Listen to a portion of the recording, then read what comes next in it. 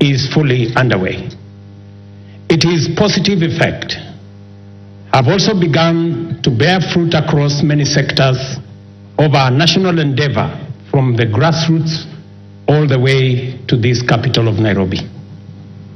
On the 13th September 2022, last year, when I took office, I undertook to ensure the urgent transformation of our economy and to stop and reverse the negative trends of runaway unemployment, yawning inequality, and widespread poverty, which have denied Kenyans their dignity and extinguished their dreams. The mass appeal, the bottom-up economic transformation agenda, was due in large part to the fact that its development and articulation, as well as its content and implementation strategy, represented our national values in action.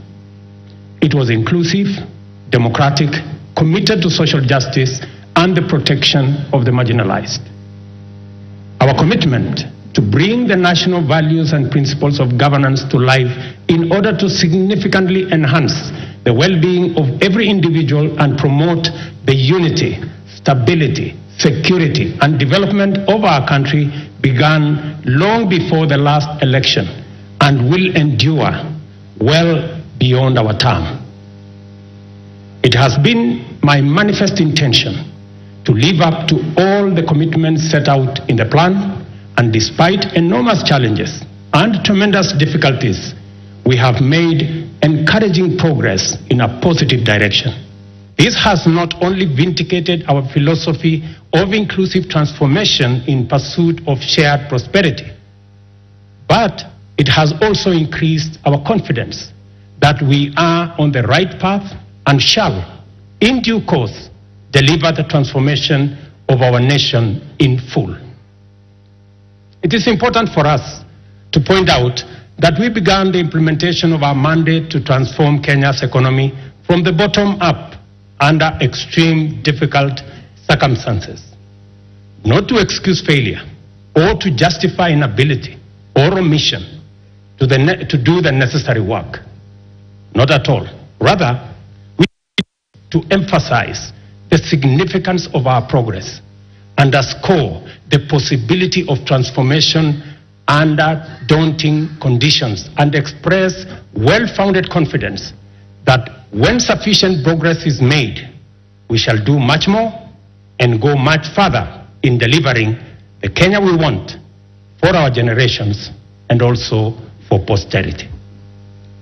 In our plan, we identified three primary challenges: external shocks, fiscal distress, and structural imbalance that heavily strained our economy, causing nationwide difficulty. The COVID-19 pandemic, coupled with global supply chain disruptions and geopolitical conflicts, significantly raised inflation and interest rates, adversely affecting our economy, while low agricultural investment and a prolonged drought led to food shortages and made Kenya a net importer of food in a volatile international market.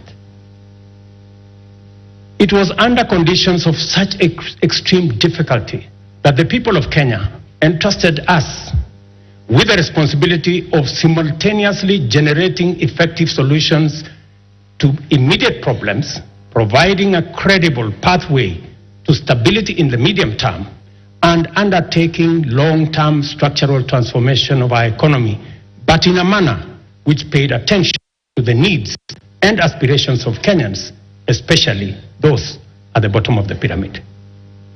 The transformation of our economy is not only desirable and important, it is also necessary and urgent. And the people of Kenya have made this clear at every opportunity. Our duty as leaders is to listen keenly and comply with the people's wishes. Kenyans want to proceed in a new direction and demand a new conversation that puts ordinary Kenyans, the mama mboga's security, well-being, interests, and aspirations at the front and center of all policy and governance discourse. Citizen freedoms and fundamental rights lie at their well-being, interests, and aspirations at the front and center of all policy and governance discourse. Citizen freedoms and fundamental rights lie at the heart of enterprise and democracy. Accordingly, our governance system must be fit for purpose, able to protect people and their belongings, safeguard freedom, facilitate democracy, and promote market efficiency. To do this, law enforcement must be robust, judicial integrity, efficiency and independence, absolute, and the right to the protection of law non-negotiable and impartial. Our police service and other actors in the justice, law, and order chain, including the judiciary, must therefore be professional, independent, impartial, effective, and inspired by national values and principles of governance. In keeping with our promise to the people of Kenya, I signed important instruments on my first day on duty. Among them, the delayed appointments of 6 judges to the Court of Appeal as recommended by the Judicial Service Commission. Enhanced allocation through this House to the judiciary by 3 billion Kenya shillings. Designated the Inspector General, who is sitting in this House as the accounting officer of the National Police Service, to enhance police independence, and subsequently appointed a task force led by the former Chief Justice David Maraga to review the terms and conditions of service of members of the National Police Service. This was necessary, members, so that we can cement our place as a nation on the firm foundation of the rule of law. Together with the people of Kenya, we have changed everything. We have transformed the national political conversation from personalities to issues, from regional or ethnic largesse to opportunities for all our young people, from divisions to inclusion, and from status quo to the bottom-up economic transformation for shared prosperity. To date, Kenyans remain fully seized of the agenda, engaging vigorously and with unrelenting focus on expanding agricultural productivity to deal with the cost of living, affordable housing to create enterprise, jobs, and dignified dwellings, universal health coverage for a healthy, productive nation, and digital transformation to create e-commerce, create jobs, and make government efficient, effective, and accessible, especially government services. Also, fintechs, including the Hustler Fund, have benefited from the space around technology and the digital transformation. By virtue of the internal coherence of our constitutional dispensation, national values and principles of governance set out core directive precepts whose observance imbues every decision and action with implicit constitutionality. To the extent that our plan is aligned with Article 43, the implementation of the bottom-up economic transformation agenda is a program to intensify the actualization of national values with a special focus on citizens at the bottom of the pyramid.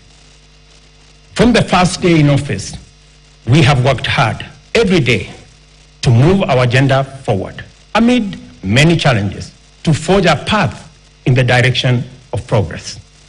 This is the essence of our commitment, to make progress despite challenges and move forward by overcoming great obstacles. We must never be defined by our problems, and Kenya's destiny cannot be derailed by our challenges. Honorable members, the cost of living is not an abstract phenomenon. It is a reality experienced by households, which can be addressed through practical action and effective measures. One of the most salient interventions in addressing the high cost of living is the strategy to support agricultural production throughout the sector, ranging from food and cash crops as well as livestock value chains.